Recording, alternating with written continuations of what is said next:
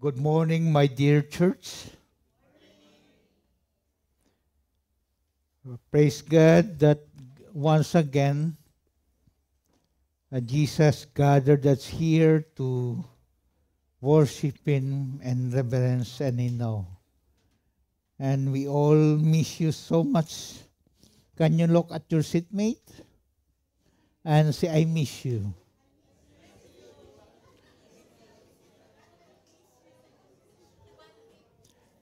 Do you miss your seatmates? Of course.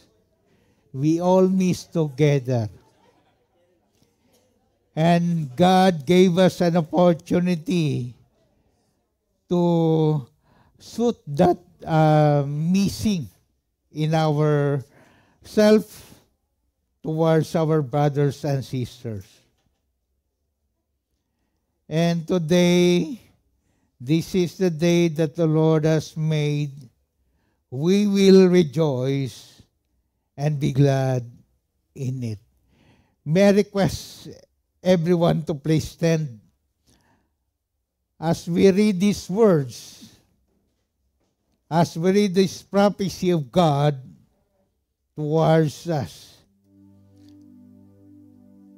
We will send also as a respect to what He has written on the Bible. We will read this together. In Ezekiel chapter 38, verses 1 to 23, we will be reading this in the New King James Version. 1. Together. Now the word of the Lord came to me, saying, Son of man, set your face against Gog of the land of Magog, the prince of Rosh, Meshech and Tubal, and prophesy against him, to say, thus says the Lord, Behold, I am against you, O Gog, the prince of Rosh, Meshech and Tubal. I will turn you round, but hooks out your Jews, and lead you out with your army, horses and horsemen, all splendidly clothed, a great company, with buckles and shields, all of them handling swords. Persia, Ethiopia, and Libya are with them, all of them with shield and helmet. Gomer and all its troops, the house of Togarma, from the far north and all its troops, many people are with you. Prepare yourself and be ready, and you and your companies that gathered about you, and be on guard for them. After many days you will be visited. In the latter years you will come to the land, host brought back from the sword, and this of Israel, which had long been desolate, they were brought out of the nations, and all of them dwell safely.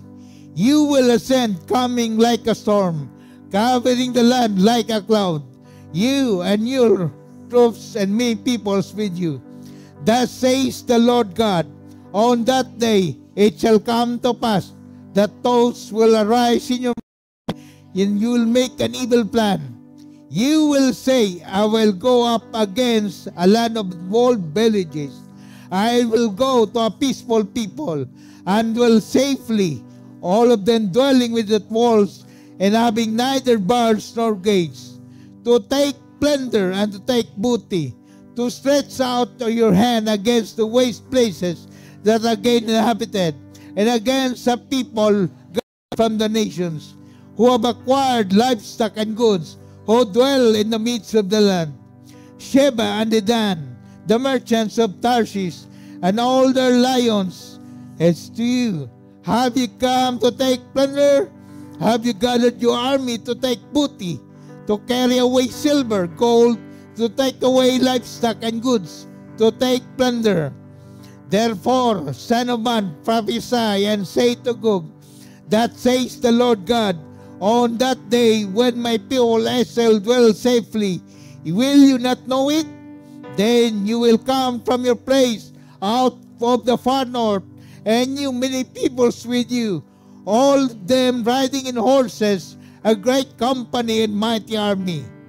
You will come up against my people, Israel like a cloud to cover the land. It will be the latter days allowed you before their eyes. Thus says the Lord God, are you he whom I have spoken in former days by my servant and prophets of Israel, who prophesied for years in those days that I would bring you against them? And it will come to pass, the land of Israel, says the Lord God, my fury will shew in my face, for my jealousy and the fire of my wrath I have spoken. Surely in that day there shall be a great earthquake in the land of Israel, so that the fish of the sea, the birds of heavens, and the beasts of the field, all the creeping things that creep on earth, and all be thrown down, shall shake at my presence. The mountains shall be thrown down, the deep places shall fall, and every wall shall fall to the ground. I will call a sword against Gog throughout my mountain, says the Lord God. Every man's sword will be against his brother. I will bring him to judgment, and pestilence and bloodshed. I will rain down on him, on troops, and on many peoples who are with him. Blooding rain, great hailstones, fire and brimstone. Thus I will magnify myself and sanctify myself, and I will mourn in the eyes of the nations. Then they shall know that I am the Lord. Let us pray. Lord, we thank you for the word that we read this morning. Holy Spirit, help us, Lord God, to understand and interpret this word of the Lord. And may your presence be with us today. Be with your people. Be all the ministers for today's worship. Hide me in your presence, Lord, that only your glory will be seen by the congregation. Lord, help us today. Your presence is heaven to us. In Jesus' name we pray. Everybody will say, Amen. Can we please sit down? The title of our message is Prophecy of End Time War.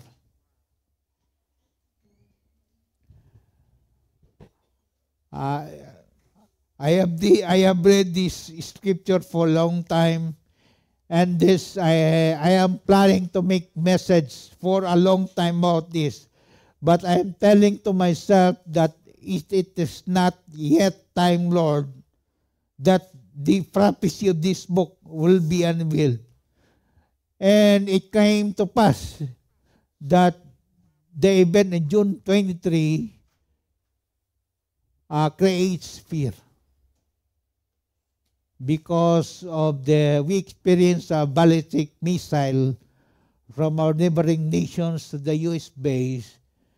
Most of the people here in Qatar experience fear.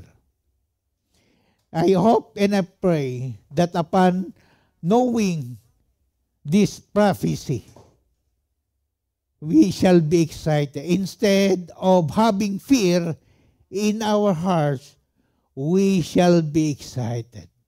Because what had happened around us has already recorded in the Bible long time ago. It is not by coincidence, but it is a prophecy of the Lord given to the prophets 1,000 years backwards. In 1 Thessalonians 5:20, it says, do not despise prophecies. It means the prophecy in the book, in the Bible, is to be internalized and to be studied, not to be neglected, not to be hated, not to be despised. Because in Amos 3:7, it says, surely the Lord God does nothing unless He reveals his secret to his servants, the prophets. It means to say that the book of Ezekiel was written 593 BC. How many thousand years back? And God relayed to Ezekiel what he will do in the future. It means it has been recorded by the prophets. It means that the plan of God in the future has been said already on the prophets. And the prophets try to convey the plan of God to us in the present generation. And one of his plan is the war that will take place. That has been conveyed to prophet Ezekiel. In Ezekiel 38 is a prophetic passage that describes a future attack on Israel by the powerful nations led by a figure named Gog from the land of Magog. It means to say that the people of God will be attacked. There will be an alliance of very powerful nations that will attack his chosen people in the future. It was already been prophesied, and it will happen. No one can prevent it. It will happen because it is recorded in his book, the Bible. The word of the Lord will not lie. What he wrote in his scripture will take place, and all are true. So we should expect in these last days that the war will happen. So as we continue with the verses we read, we will try to scrutinize each verse, and we will study 4 W's about this prophecy of end time war. There are 4 W's here in this passage about the prophecy of end time war. Number 1 W. Who are the nations involved? Who are the nations involved? So Prophet Ezekiel identify and even enumerate nations who are involved in this war. These nations will form an alliance.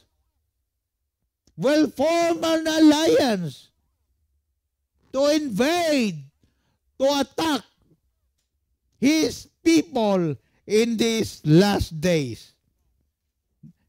It says, "Now the word of the Lord came to me, saying, Son of man, set your face against Gog."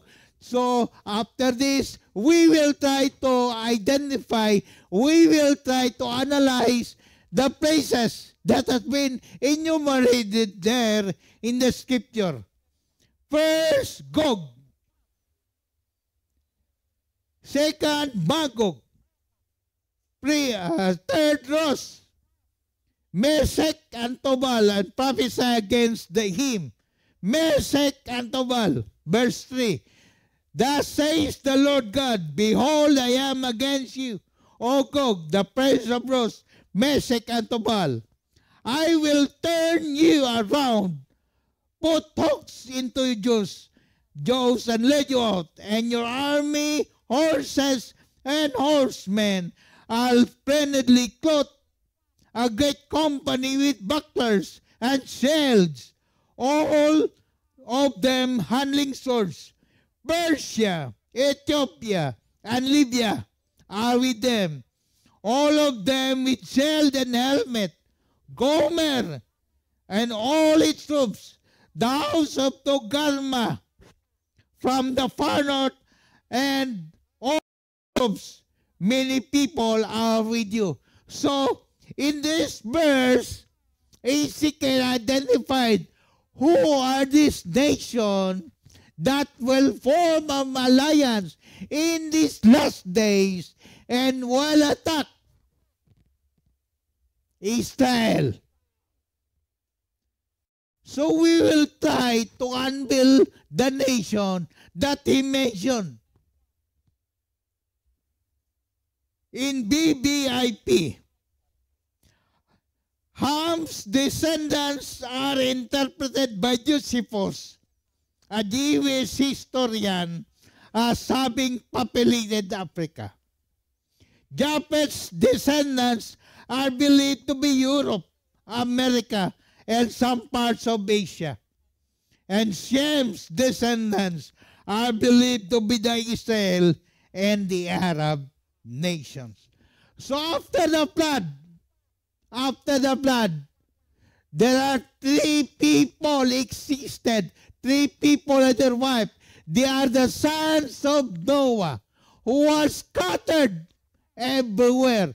And they repopulated after the flood. So dumami sila, and they create nations. So, according to Josephus, a Jewish historian, the descendants of Ham, there are three sons of Noah, Ham, Japheth, and Shem. The descendants of Ham are the African nations. The descendants of Japheth are the Americans and the Europeans and some parts of Asians. So tayo, galing tayo kay Japheth. Bakit? Tingnan mo katabi mo. Bakit pangaw ating ilong? Di ba kung Japheth tayo nang galing, dapat matangos ang ilong? Siguro ang assumption ko dito, baka yung asawa ni Japheth, pango yung ilong. Doon tayo nagmana. Joke lang iyon. But the word of the Lord, God is perfect in His will. God is perfect in His creation. Amen? Amen. So, our descendant is Japheth, and Shem, the descendant of Shem is Israel and the Arab nations. So, galing sila kay Shem.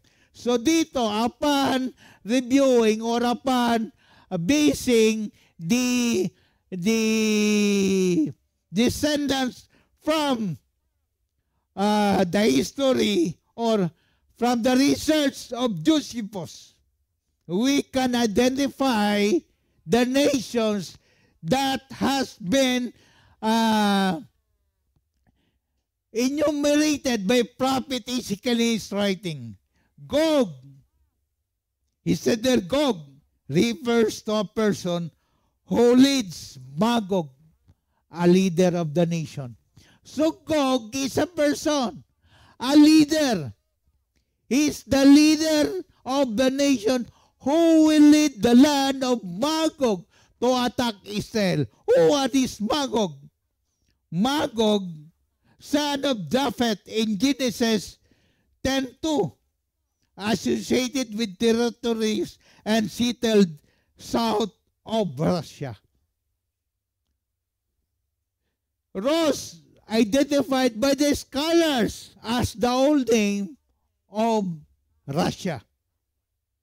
Meshach and Tubal, sons of Japheth in Genesis 10:2, associated and settled in the land presently known as Turkey. Persia, this is the old name of Iran. Biblical name of Iran is Persia. This is also a place or even the son of Elam in Genesis 10:22, son of Shem, a grandson, son of Shem. He is also referred of as Elam. So yung tribes ng Persia nanggaling din sa son of Shem doon sa kanyang sa kailam na dumami at nagiging tribes of Persia. At sa yung Persia, this is the old name of Iran. So, meron bang binanggit dito? Ethiopia. He is referred by also the scholars that he is the son of Cush, son of through Cush in Genesis 10:6. So Cush, the old name of Ethiopia. So dito,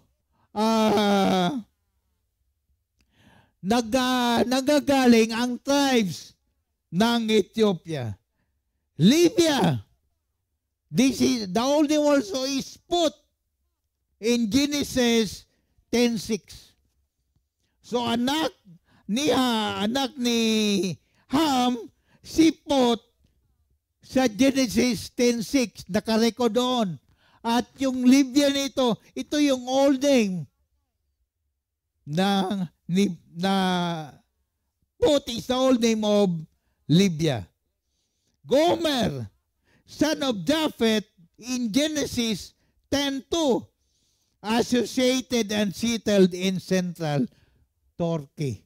So, yung Gomer, anak ni Japheth din sa Genesis, nagpadami sila at kayong kanang area, according to historians, settled in Turkey. Gomer, Togarma, grandson of Japheth in Genesis 10 also. Apo, si Togarma, apo ni Japheth ito kay Gomer sa Genesis 10:2. Sabi ng historians, it was associated with Turkey and it was a medieval ancestor of Armenia and Georgia. So dumami. Kaya pala, pag sino nakapunta ng Georgia, mostly ubas nakarating Georgia. Matangos ba ang ilong ng Georgian? Pag makita kayo ng Georgian, yon, mga ancestors yun, ang mga descendants ni Japheth. This was identified by Josephus, a Jewish historian. And also, the identification of Josephus is or coincide also what is written in the book of Genesis.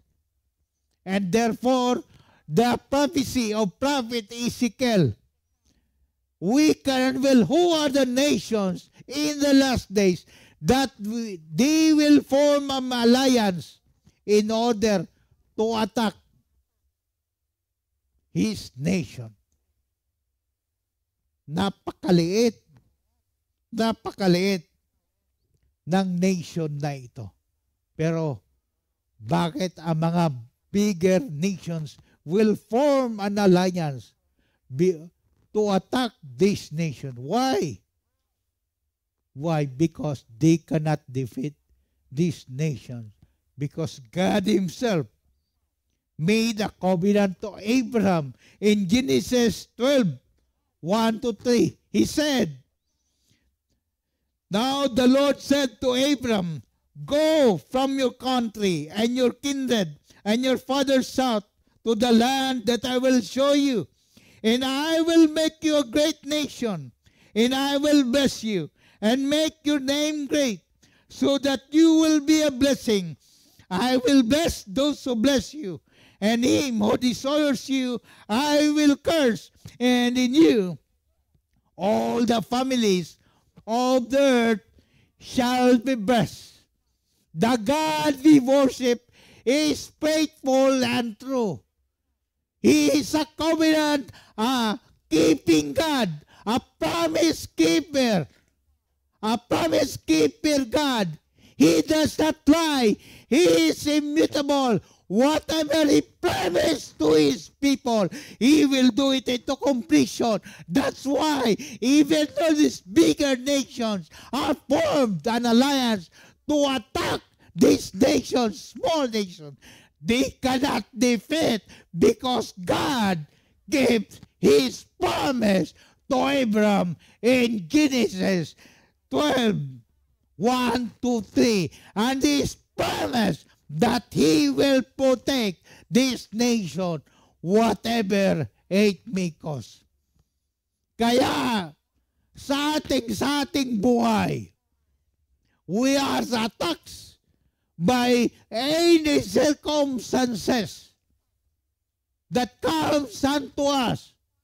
But mind you, our God, the God we worship, is faithful and true. He will never leave us nor forsake us. He will fulfill His promise to protect His people. That's why we will not be shaken, we will not be moved, and we will continue praising and giving adoration to our living God.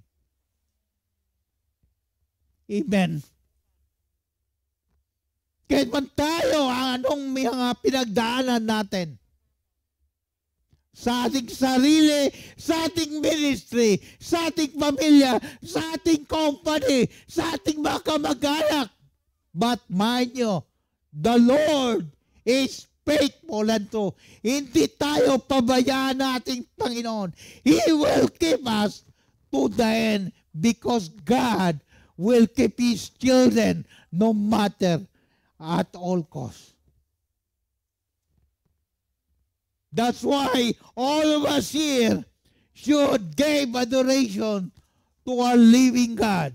If He can protect His nation, He will protect also the believers, His children, and those who worship Him in reverence and in awe. Amen. Huwag tayong matakot. Do not be afraid if we experience unusual things around us because God is faithful and true. We will die in this earth, but God promises an eternal life. Amen? You mga powerful nations, those who not believe in the Lord Jesus Christ, and if do not believe, and if they will not repent, they cannot be inherit, or they cannot inherit that promise of eternal life that God gave us to His children. Kaya nga tayo ngayon, all of us, we will not be afraid of death because after our death, eternal life is waiting for us. Amen? Number 2, W.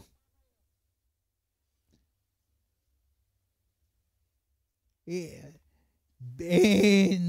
BBIP, the war is visible in our generation. BBIP means very, very important points. The war is visible in our generation and will continue in the great tribulation, leading to the battle of Armageddon.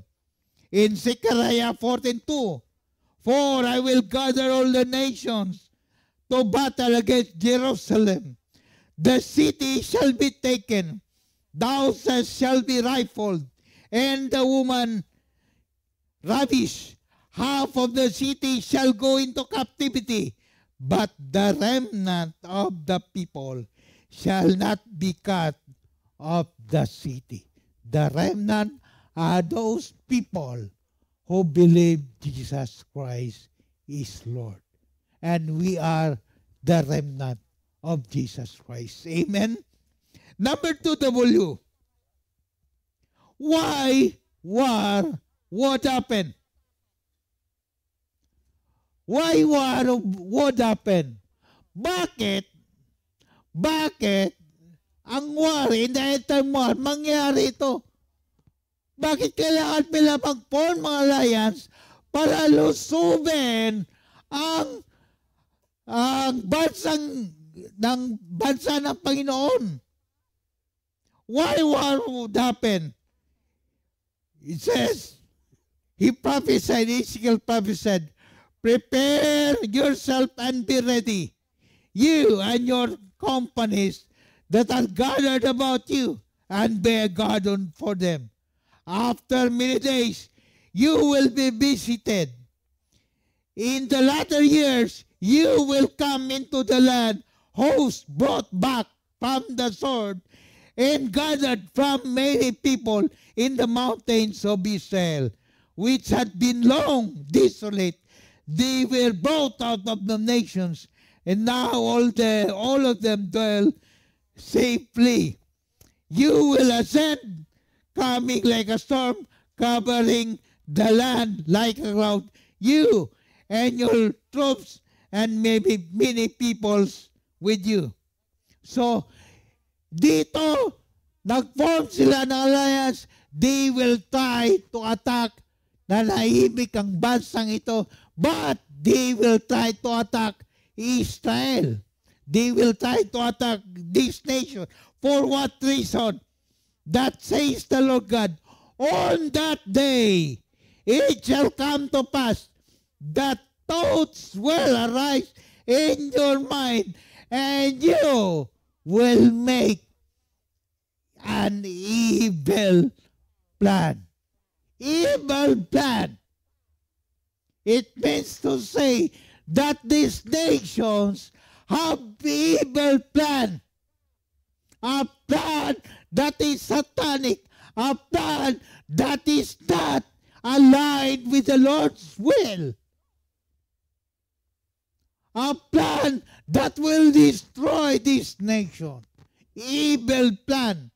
You will say, I will go up against a land of unwalled villages, and I will go to a peaceful nation who dwell safely.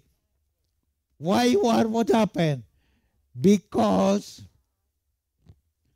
of the evil plan of this nation to this small nation who dwell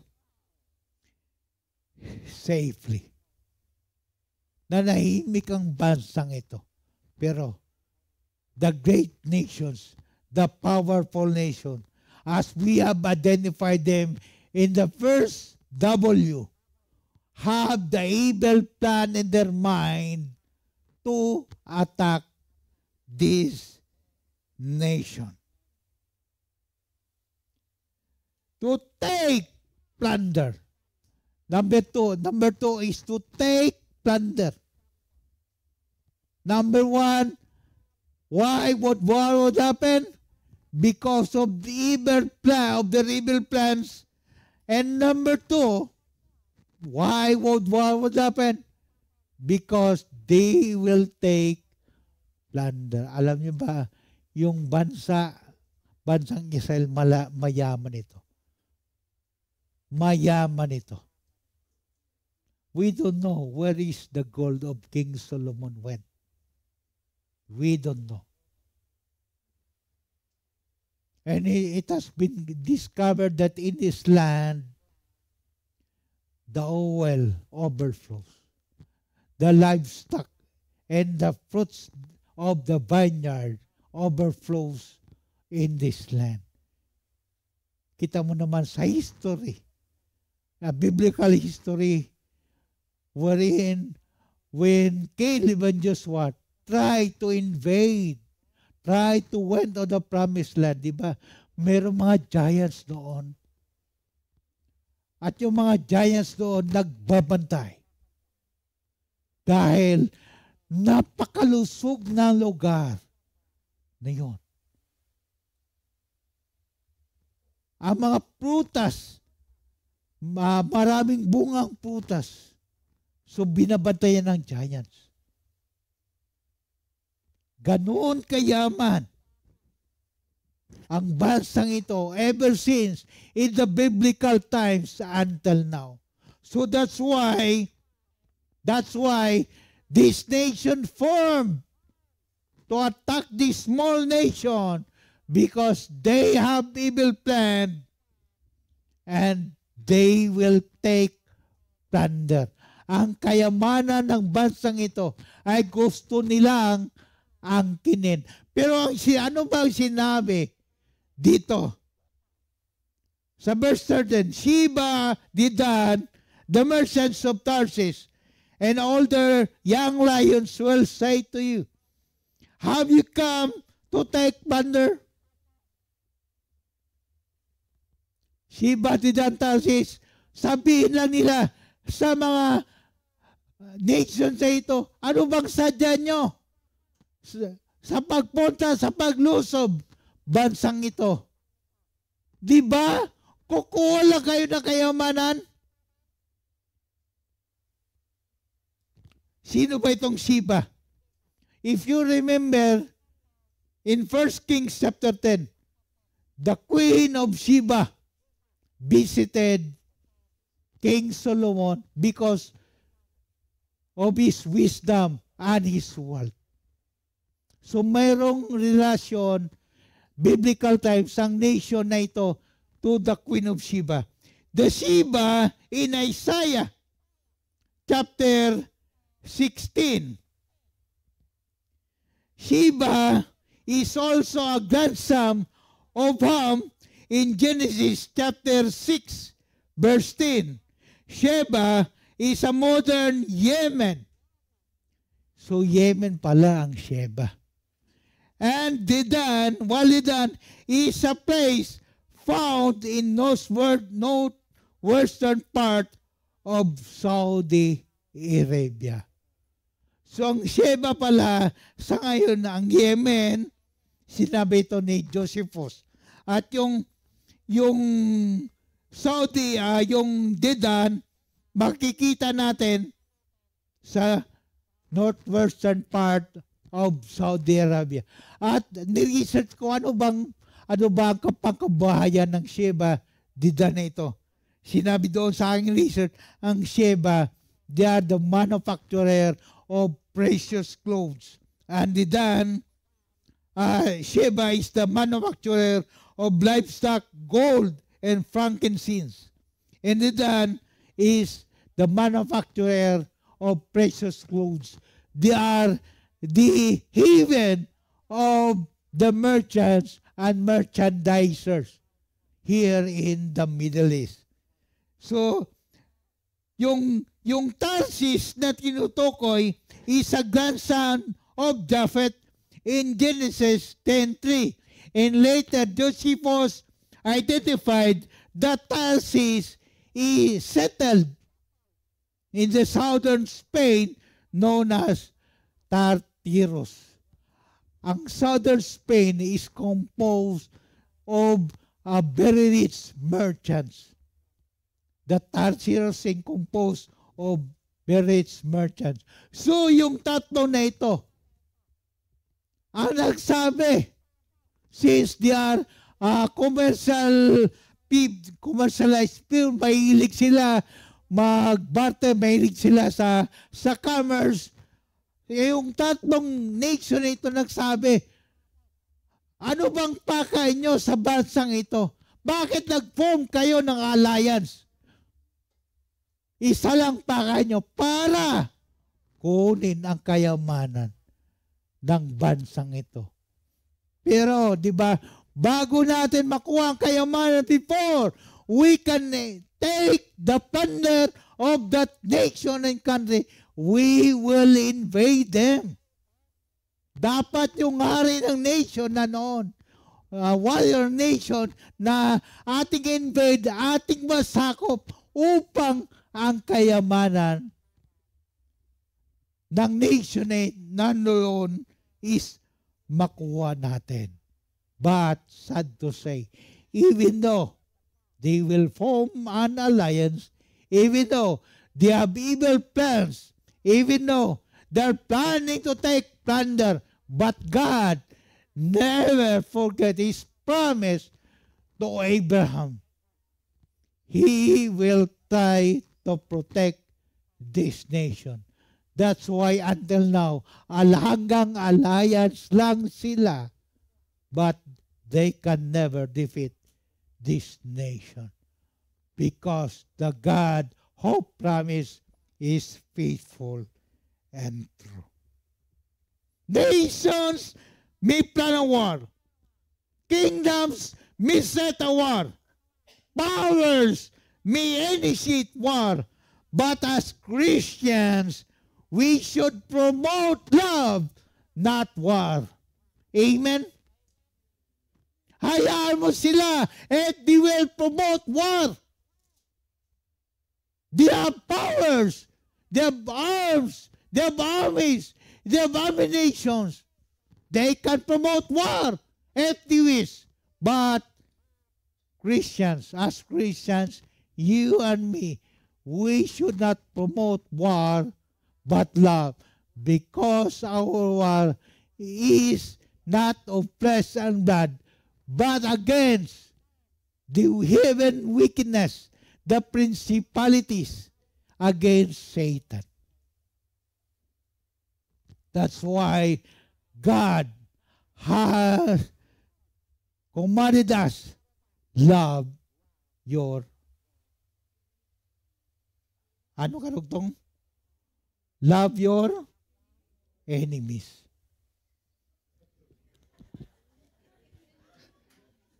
Di ba sinabi ng Panginoon yon? Love your enemies.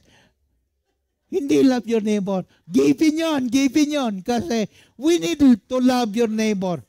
But the commandment of God is to love your enemies. Bakit nagtawa tayo? Mahirap gawin. Very difficult to do, but by the grace of God, we will do to love our enemies. And I'm sure all of us here are neighbors, right? But how about people outside na nagsisipip sa ating boss para ma-promote? Tapos sinasiraan tayo. Are they our neighbors or enemies? Both. So, we should love our neighbor. We should love our enemies. Amen? So, as Christians, we should promote love, not war. In Matthew 4:24, 6-8, you will hear rumors of wars and rumors of wars. See that you are not troubled, for all these things must come to pass, but the end is not yet. For nation will rise against nation, and kingdom against kingdom. And there will be famines, pestilences, earthquakes in various places.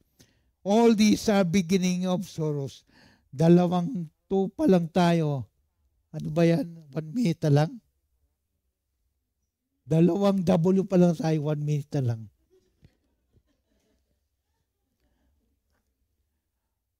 Bilisan natin, sige. 3W, when it would take place. When?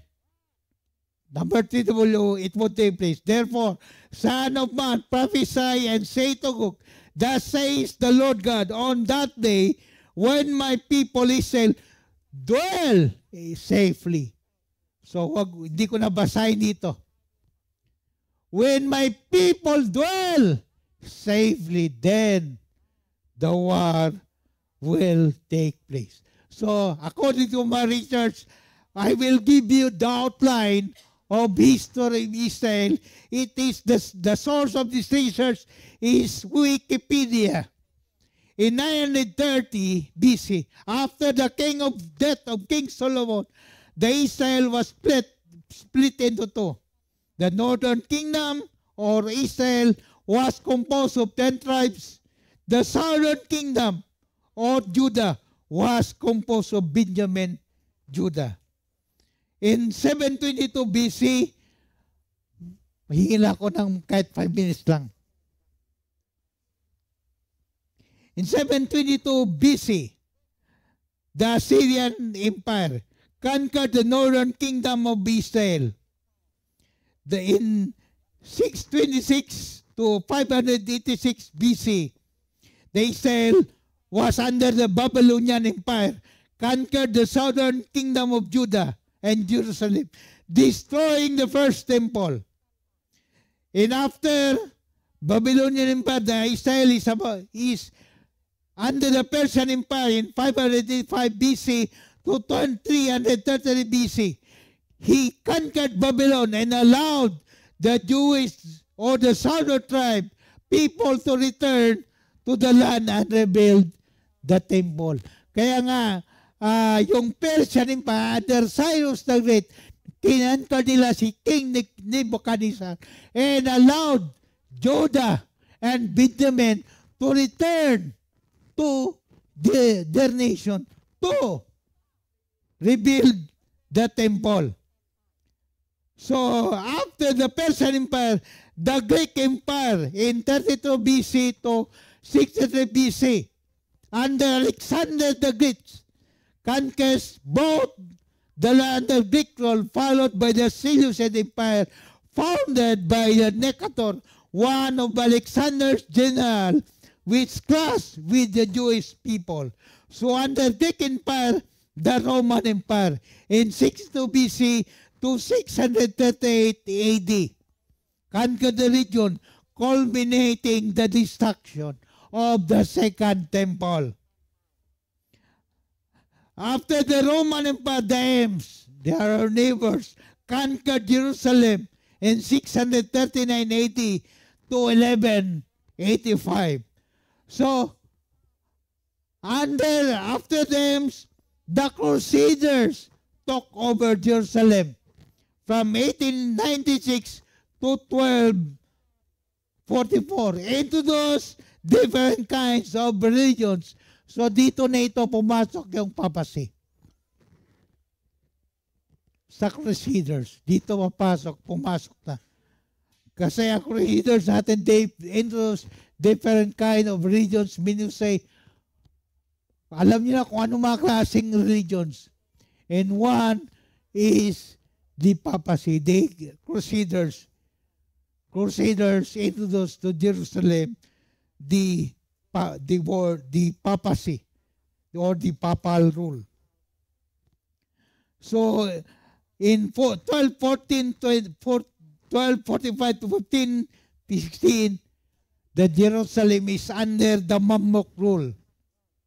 Mamluk is a sultanate based on Cairo. They are also powerful army and they invaded Jerusalem.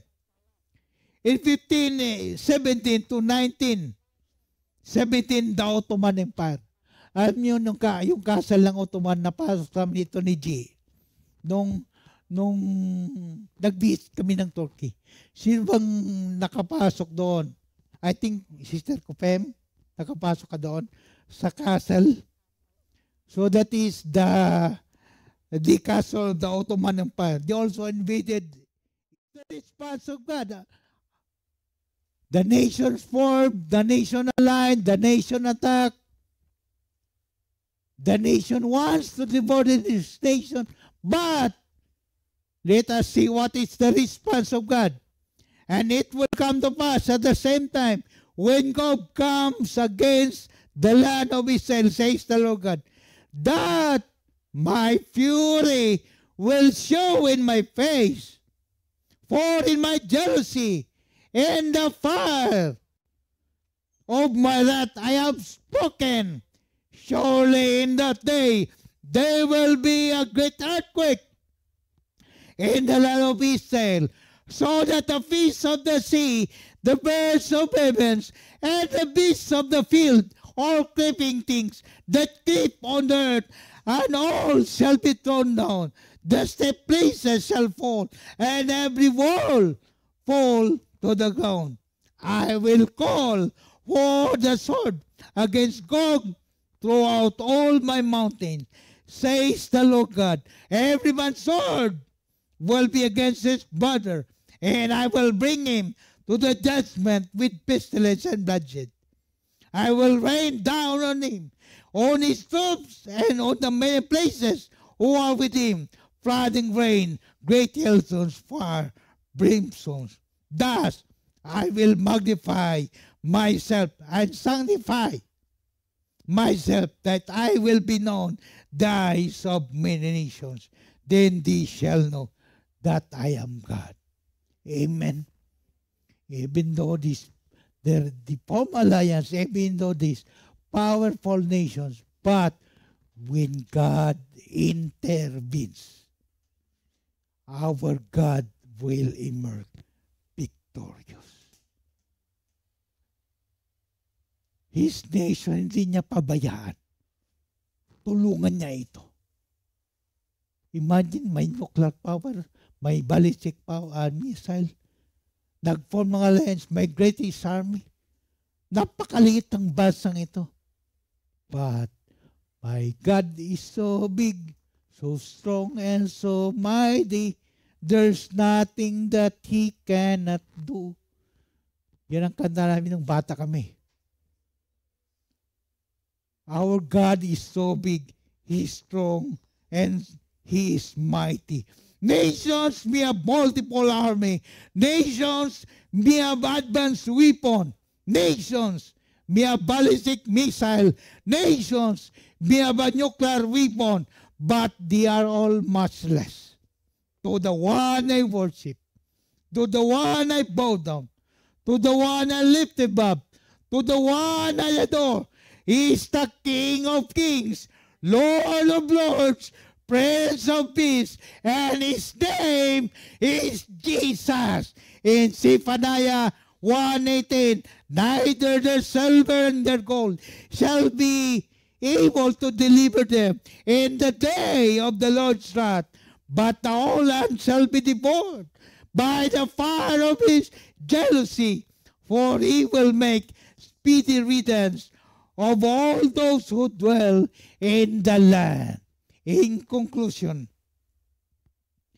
the message reminds us of God's divine sovereignty, the inevitability of His judgment, and His unfailing protection over His people. It instills in us that hope, the hope that no matter the adversity we face, God's intervention is certain. His will shall prevail. His name will be lifted on high. Let us be encouraged always, because Luke 21:28 says, now, when these things begin to happen, look up and lift up your heads, because your redemption draws near. Can we give a clap offering to the Lord? Any request, if you want to please stand as we sing this response song.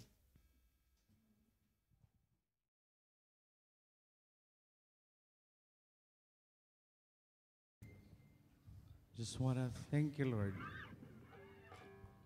for your great promise to us, Lord.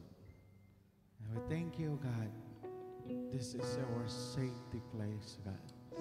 You said in the book of Psalms 32:7, you are our hiding place, God. You preserve me from trouble, God. And you surround me with the songs of deliverance, Lord. And Lord, we just want to thank you today, God, that your Holy Spirit, God, your promise that you never leave us, Lord. You never forsake us, Lord. Let's declare this church.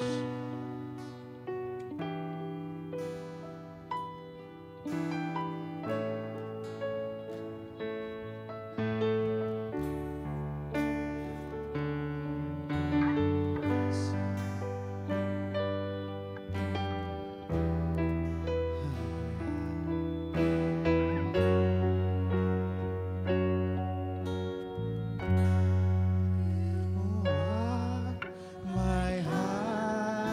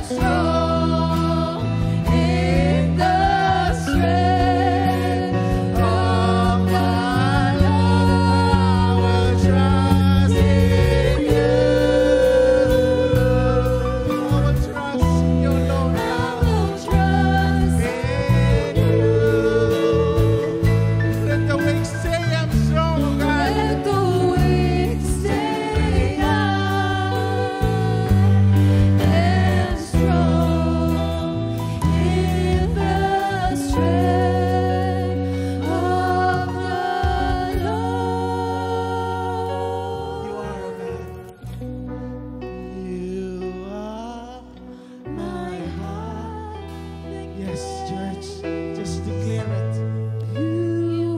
Just sing song of deliverance to the Lord. My heart with songs of deliverance whenever I am afraid. I will trust in you. I will trust in you. Yes, trust everything to the Lord. Let the weak say I am strong in the strength of my Lord. I will trust in you. I will trust. I will trust in you. Yes, Lord. Let the weak say I am strong in the strength of my Lord. I will trust in you. Yes, Lord. Yes.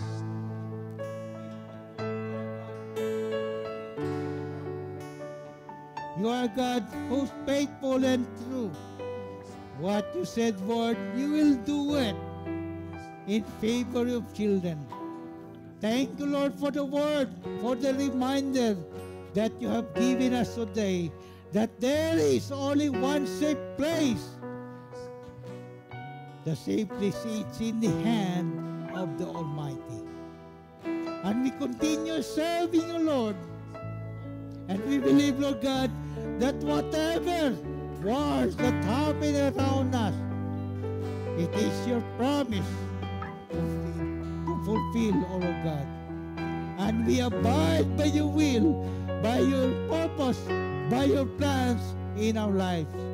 So help us, O Lord God, day by day, and may the power of the Holy Spirit will abide in us, so that, Lord God, we will do in accordance to will and purpose. Lord, we trust you.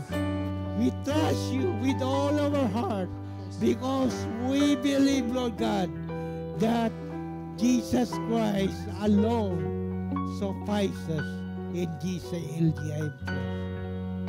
Thank you, Lord God, that in spite of fear that we experience about what happened around us, Lord God, we should be excited because we believe that our redemption draws near. You will come back us, Lord God. You will come back to snatch us up into the air. Therefore, as your believers, as your children, we bow down before your authority. We worship you. We magnify your name because our life longs for you alone. Lies for you alone. Thank you, Lord God, for the assurance of salvation. Thank you, Lord Jesus, for the eternal life. Hallelujah. Thank you, Lord Jesus, for the heaven that you have prepared for us. We are excited to dwell there in our eternal residence. Thank you, Lord, for the reminder. Yes, God. In Jesus' name we pray. Everybody will shout, Amen. And we give a clap offering to the Lord.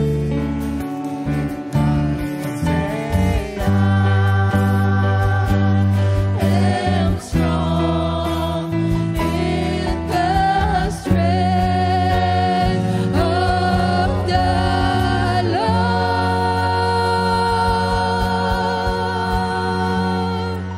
Hallelujah. Amen. And we now be seated in the presence of